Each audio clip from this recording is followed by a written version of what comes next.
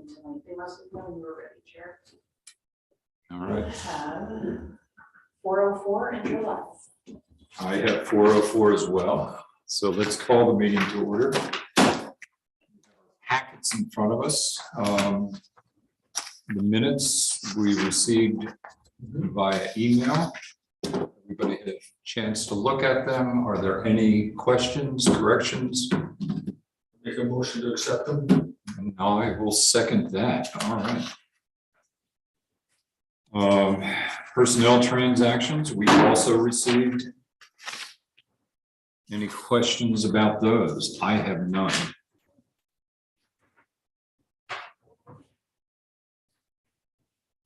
Hearing none, I will move to adopt those or accept those.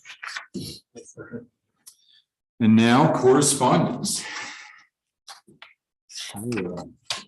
This is your favorite, Chair Bot. Well, All of our correspondence this month is from State Civil Service, MSD, which is pretty typical for us. The first was an update and reminder email. There were a few items in this. The one that pertains to us is an update regarding the 2022 to 2023 master examination schedule. And they've indicated that the Testing Services Division in MSD are working on the schedule. Once it's finalized, we will be notified, and in the interim, if we need an exam, just to continue submitting requests. So the way that the exam years run for the state is June to June. So we're looking at anything, well, actually I take that back, I think it's July to June. So we're looking at anything there. Next was a receipt for decentralized exam materials. Dave and I have every intention of giving a water and wastewater treatment plant operator trainee exam on May 14th. However, the close of file date is looming large. I believe it is next week. The 4th, May the 4th be with us, which is next Wednesday. And we have not one applicant. So we will most likely be probably we'll be canceling or changing the date for that exam. We have some flexibility there because it's decentralized. Dave and I select the date and then just administer it at our convenience. So I think we'll probably be canceling that, putting it off, doing a little bit more recruitment, but. is this the one that you wrote to them saying you thought you would have 10? That's, Looks like it. Yes. Yes. and no one showed up or no one signed up yet. Still time. That's correct. Yep. Well, there's still a little bit of time, and truthfully, most applicants apply a lot, but it's not a good sign if we have not one. So that's really unfortunate. There is an actual vacancy at the water treatment plant, so we are very much in need of a water treatment plant operator. So Harry, Russ, Dave, any of you who know anybody who wants to, would love nothing better than to work for Stan Schaefer at the water treatment plant, send them our way. Next one is PAR, Policy Advisory Report 1321. It is pertaining to vaccination testing policy for state test centers. This is for any candidate who is sitting an exam in person at the New York State Test Center. So this does not apply to local satellite things. We set our own policy. The city's commission does not currently have a vaccination policy. We do have COVID requirements for all testing, including social distancing, mask wearing. If you're ill, don't come to the exam, and we have a procedure for people who, either have had an exposure or tested positive or who have symptoms consistent with COVID-19. So the update to this is that effective in March, the social distancing requirement for in-person exam candidates at state test sites was decreased from 6 feet to 3 feet. Which I found out. I would actually say, get them further apart. Don't worry about the test. I wonder why you would want to have exam candidates any more than 3 feet together anyway. Yeah. I mean, 3 feet doesn't seem to me to be a reasonable distance for people to be sitting to take a test anyway. Like, you want some space for, academic integrity purposes. But Person ahead of me in high school always used to do this, so I could see it. next was a request to cancel an exam, library assistant, ATAP. I cannot remember what that acronym means. Advanced Test Administration Program, I believe. That's where it's like a T&E type thing where the candidates log in and fill out a questionnaire. There's no actual written multiple choice test. There was a vacancy in that title at the library. Tina requested the exam and then emailed us a couple days later to say she's changed her mind and will be filling that as a librarian one position. So this was a acknowledgement from the state that I had ordered and canceled the exam. Next are two really exciting things to me. Well, maybe it's just exciting to Dave and I because we're civil service nerds, but we have two separate appointments. And actually this is good for all of us because it resolves two current provisional appointments. The first one is we have provisionally appointed a police lieutenant, Eric Berger. And I had requested the state approve our use of the results and the list created by the police chief exam to make the lieutenant appointment. You can do that, I believe it's under section 50.4 of civil service law, where if it's up to the commission kind of to determine what, if you don't have a test and a list established for the title of police lieutenant, what's the most closely appropriate list that you may have established that you can use to make the appointment. So police chief, police lieutenant are both within the same exam series. It stands to reason if a person was successful on a police chief exam, that they would also be successful on a lieutenant exam. So I made that case to the state and they approved it. So the letter that you have just says that they reviewed the documentation that we submitted. It's in response to the request about whether a police chief type B eligible list would be appropriate to fill the position of lieutenant. They recommended that we take that action. So that's good. So providing the commission has no objections, we'll be changing that appointment from provisional to probationary. The DAC office change, and then he'll just be assigned to a probationary period and be done with it. So that was good news. The next one is a very similar looking letter. I think it's even dated the same day because I submitted them both around the same time. So it looks like they reviewed them together. This one was request to evaluate the appropriateness of a transfer from one position to the other. So just to take a step back, looking at the commission's rules, a transfer means a change without further examination of a permanent employee from a position under the jurisdiction of one appointing authority to a similar position under the jurisdiction of another appointing authority, or to a position in a different title under the jurisdiction of the same appointing authority. So what I was looking to do is we have a person, John Williams, who was a permanent competitive streets and facilities superintendent. He came in, he sat the exam, he passed his probationary period, he was permanent, competitive, did very well. When Greg became the city administrator, he restructured the engineering public works department. So rather than having a city engineer with a streets and facilities superintendent and a utility superintendent, he changed it so that the public works administration has a public works director and a public works deputy director. Public works deputy director functions much the same as the streets and facilities superintendent. So I had asked the state to consider whether a transfer would be appropriate so he could transfer his competitive civil service status to the new title without having to be tested again. So I'm telling you all that to tell you this. The letter that we received just said it was in request to the appropriateness transferring from streets and facilities to deputy public works director. The department had reviewed the documentation regarding the position's essential tests and qualifications. And it appears that the requirements for transfer are met and they recommend that transfer. So that resolves another provisional appointment. So that was good news. It may be nerdy, but you managed to get both of those through the state office, and I think that deserves a pat on your back. Well, it really was not all that difficult. I hate to say Well, it. I mean, no, but that's the beauty of civil service. Like you have to know what's out there and then be able to kind of utilize it to our benefit. I mean, and it was completely appropriate, and I was very glad that happened, and it saved, two high functioning employees from having to, go through the whole horrific process of being provisional and take an exam again. So it was appropriate to do, and I was glad that the state agreed with our positions on that. So good job. well, thank you. That concludes the correspondence.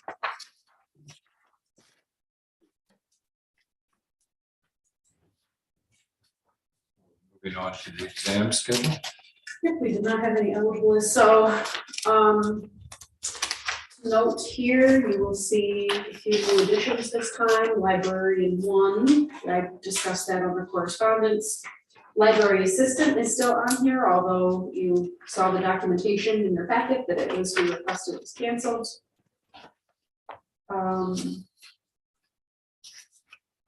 Senior water treatment plant operator still pending scheduling. Firefighter was given in March. We're awaiting results on that. We'll be giving the physical agility test in early March. I'm sorry, May. My gosh. You'll note Deputy Public Works Director is on here now. It was ordered in the fall. I may very well cancel that exam. I haven't really decided what to do. That's the one where the transfer was approved. We have no vacancy for that anymore. I don't know if there's really a harm in giving the test, but I also like to be very careful with public messaging and be sure we're not just giving tests to give them if we don't have a vacancy or have any intention of using the list. Public Works Director, so that's Chris Yacobucci. He's a true provisional, so that test will need to be given. Police Lieutenant, that's the same thing. I may probably cancel that one. You'll note that Director of Facilities, Maintenance and Transportation, that's been scheduled for September 17th. That was for the school district. They have a provisional appointee, so that will resolve another provisional that is on our list. And everything else is pretty much status quo, as you will see. Last meeting, what we're gonna check to see, or nudge them on the transportation director test. Yes, I was, and I sent them a note. I am awaiting, actually, I may as well just go into that because that's our next thing under old business. The commission had asked me to write a letter to the testing services division. No, that's okay. Well, so listen, that's exactly where I was gonna go. So I did send them a note about the transportation director. I did not really get a response other than it's under review. And I drafted a letter. I was hoping to bring it today, but as a matter of strategy, I'm not sure if it should be addressed to the testing services division. That's what I originally suggested. But the more I thought about it, I'm wondering if it should go to the actual state civil service commission, so that the commissioners are hearing from a local agency about what impact it has on a local level. So I certainly want to be a good partner with the testing services division, but I also just wonder if the more appropriate place. So I asked for a little advisement from some colleagues in the state association just to kind of see where they're at. So I'm hoping to have an update for you probably before the next meeting. I don't see why we can't get this done, but unfortunately I don't have it ready today. What about cross-copying one or the other? Yeah, we could probably address it to both. I mean, will we get attention at the state commission level? Probably not, but again, I don't think that there's any harm in hearing from us. But I also don't want the testing services division to feel like we're going over their head or not being good teammates or whatever. But and this is a real problem. I get the sense that the state commission is aware of it, but they just, like everybody else, they have a lot of these predate the pandemic. They were already behind, but it's kind of already a tricky situation that was further exacerbated by the pandemic. But no harm in being the squeaky wheel. Well, good luck with that. Yes, sir.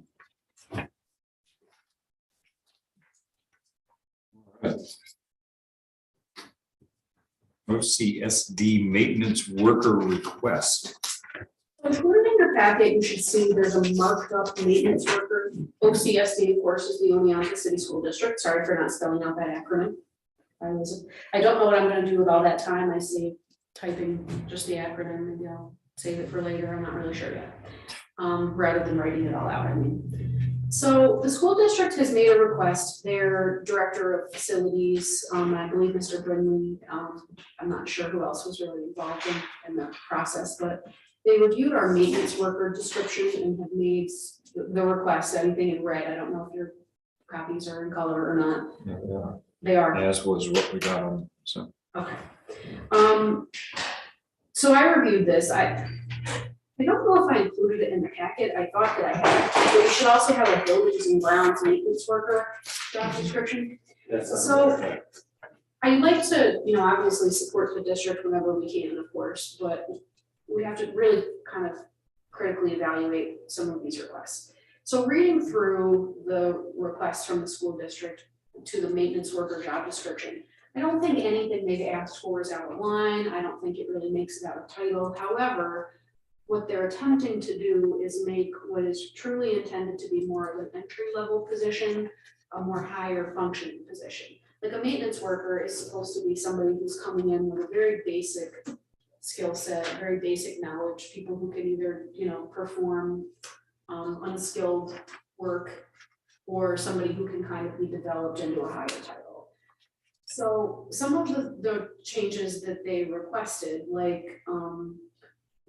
plans repair work using building blueprint sketches or equipment manuals, inspecting and, equipments and machines, troubleshooting and performing routine maintenance on building systems like mechanical, electrical, plumbing systems. It sounded very familiar to me, and I realized why it sounded familiar, because that's exactly what our buildings and grounds maintenance worker does. We have maintenance worker, which is a lower level title, and then we have buildings and grounds maintenance worker that's a little bit more specialized in a lot of the areas that the district is talking about. So I'd like to offer them one of two options, and I kind of wanted to get your feedback. Either develop a brand new job description encompassing all of the changes that they want and keep it specific to the school district. So it would be maintenance worker, parenthetical, school district only, because a lot of the changes that they're requesting is work that would not apply to maintenance workers in the city, the housing authority, and our other jurisdictions. We could also just offer them the use of the buildings and grounds maintenance worker job description with maybe a couple minor tweaks, like I think, the bullet that she included about ordering supplies, materials needed for repairs, I think we could probably incorporate that. Performing other duties as assigned, we could probably incorporate that, even though it's somewhat implicit in the illustrative only title under examples of work. So I'd like to offer them both. I don't think that we can agree to the revisions that they've requested, just because it really changes the job from what it was really intended to be, which is very entry level. So I'd like to offer them either we'll make you a new job description specific to the school district, or hey, you can use this buildings and grounds maintenance worker job description as is. So the maintenance worker is supposed to be like a ground level? Well, really, not ground level, like a laborer is really like absolute unskilled, no minimum qualification, entry level. What do they mean semi-skilled? Is mechanical, plumbing, HVAC, you need a lot of training for that. Well, that's why I'm saying that anything in red is what the school district is requesting. Right. And we don't necessarily want to be, that would almost disqualify many of our applicants coming in. The reason why we use the maintenance worker's title in the city is because if we have people who generally have an aptitude for the work and have the right personality to fit in and meet certain basic minimum qualifications, we'll bring you in and train you. That's the intent of a maintenance worker. And then from there, you can move into a buildings and grounds maintenance worker, or you can move into an equipment operator with some development and training. Well, again, what they're asking for is we want you to have some maintenance, some mechanical, electrical, plumbing, HVAC, carpentry experience, and that really is more in line with the buildings and grounds maintenance worker job description we already have adopted. So providing the commission agrees, I'd like to respond to the district and say we've reviewed it, but it just really kind of materially changes the job description from what it was intended to be, which is entry level. We can either make you a new job description specific to the district, or feel free to use this buildings and grounds maintenance worker. I'd say start there. Okay. That's- Like crazy, like are you guys reading this kind of the same way that I am, that it really just kind of.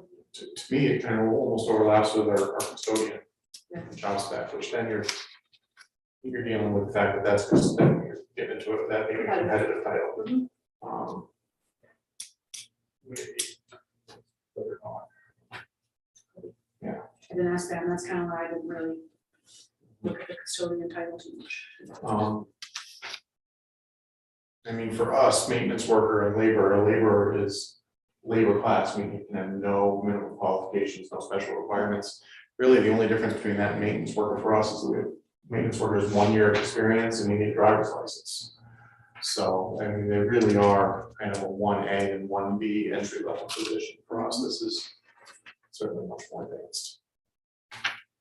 Yeah, I agree, Russ, when I started seeing, mechanical, electrical, plumbing, HVAC stuff, I was like, ooh, that's not even really semi-skilled, that's skilled labor. Yeah. Oh, no, not Semi, really. I don't know what semi, describe that. I'm a semi-skilled employee, there it's used in a sentence. I don't have full-on skills, but halfway there. Yeah, but you're going to let me troubleshoot that light switch?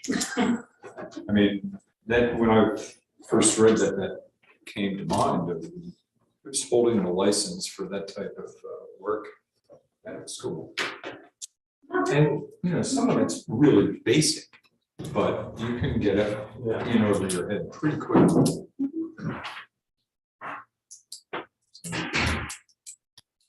So try I it. agree with your strategy. I'm not really not trying to give them a hard time, but I think that we can offer them a workaround that will hopefully work for them.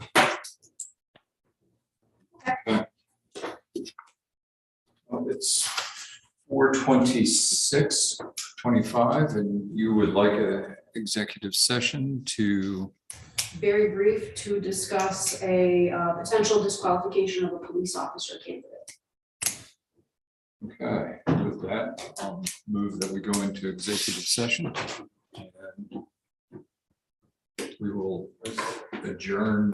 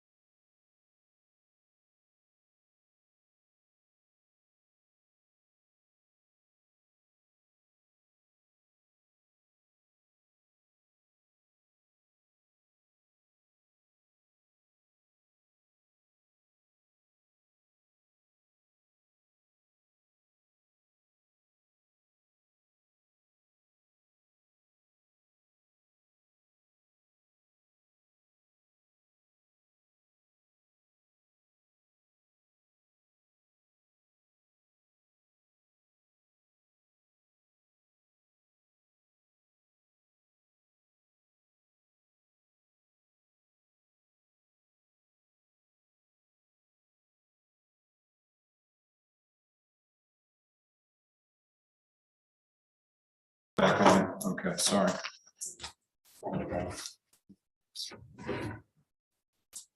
Ready? I'd like to move that we deny the appeal by the police officer candidate of March 23rd, 2022. I'll second.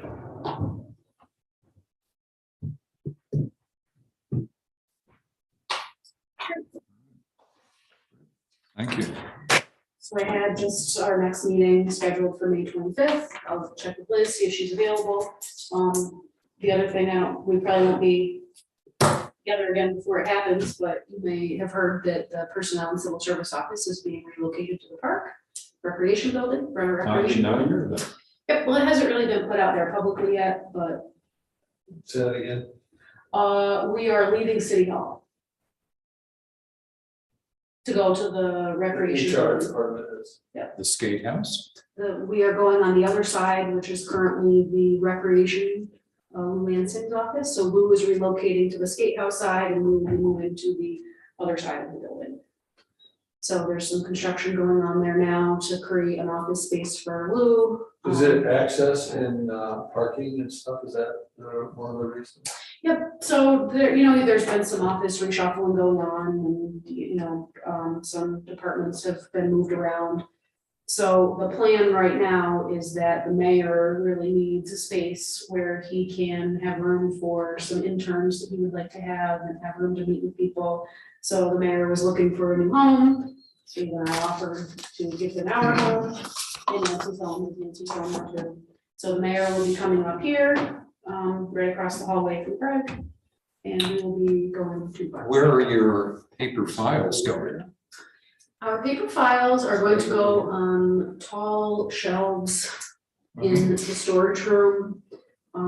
We recognize that there are some flooding concerns there. Well, that's an intentional flood area and we lost a lot of stuff in 2006. We did.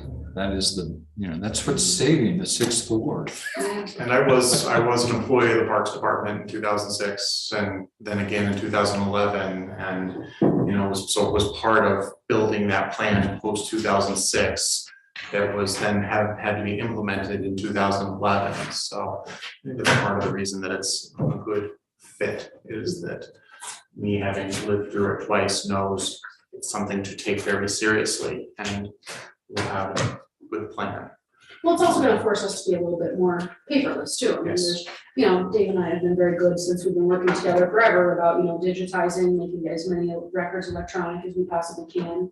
So this will be more impetus to do that, but, I mean, in addition to, the mayor needing a good mayoral space, it's also beneficial to what we're trying to do, which is be sure that we're having a quiet, truly confidential, neutral, equally accessible location for all employees. Right now, there are some people, because of their jobs or because of whatever, can't or won't come here during the day, whether it's due to lack of parking, lack of accessibility. We also have retirees that come in and have to give us Medicare applications when they're transitioning to different plans and getting their card on some people for parking and having to, come upstairs to the end of the hallway. So we think it will be good, for us as an office to really have a truly neutral, accessible location. So I have asked the mayor to consider doing a rededication of the building to former Mayor Brenner. It's named after him, and I think it would be a befitting, memorial to him. So Dave and I have talked about having a little open house once we're set up, whenever that blessed event occurs, and of course, as the commissioners, because she would be invited to that. We would invite, all the employees to stop by, check out our new space. Cookies? Of course, there will be cookies. And what is a housewarming / open house without cookies? So, I'll make a motion to adjourn. okay.